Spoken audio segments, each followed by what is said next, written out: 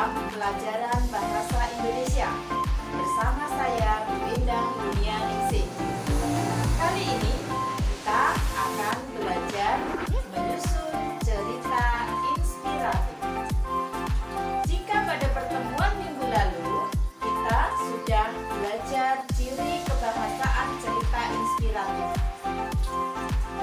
Nah, sekarang kita akan mencoba menyusun cerita inspiratif. Anak-anakku, untuk mengawali kegiatan kita kali ini, coba kalian pahami uraian berikut. Langkah-langkah menyusun teks inspiratif.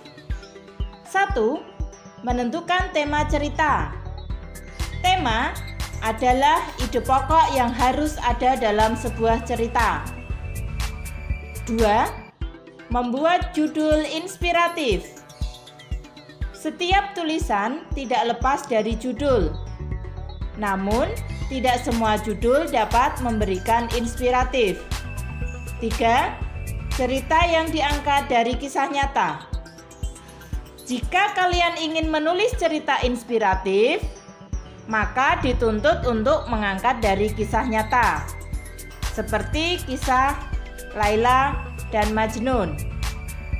4. Paragraf pertama berkesan. Artinya, penulis dituntut menyajikan paragraf pertama yang tidak membosankan kepada pembaca. 5. Konflik. Konflik adalah bumbu penyedap rasa bagi suatu cerita. 6. Buat cerita penuh emosi dan emosional. Di sini penulis dituntut untuk membuat cerita yang penuh emosi dan emosional dalam setiap konflik yang disajikan. 7. Dialog teks dan bukan teks. Dialog sendiri berfungsi untuk membuat cerita tersebut berkomunikatif antara penulis dan pembaca. 8. Membangun feel cerita.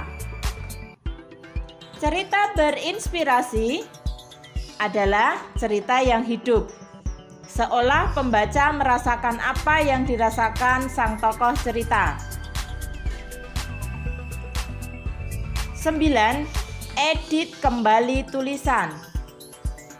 Poin terakhirnya adalah poin yang mana penulis dituntut untuk membaca dan mengedit kesalahan yang terdapat dalam sebuah cerita yang telah ditulis. Nah, menarik bukan? Dari hal-hal yang biasa, kita bisa menyusun sebuah cerita inspiratif. Baik, anak-anak, demikian yang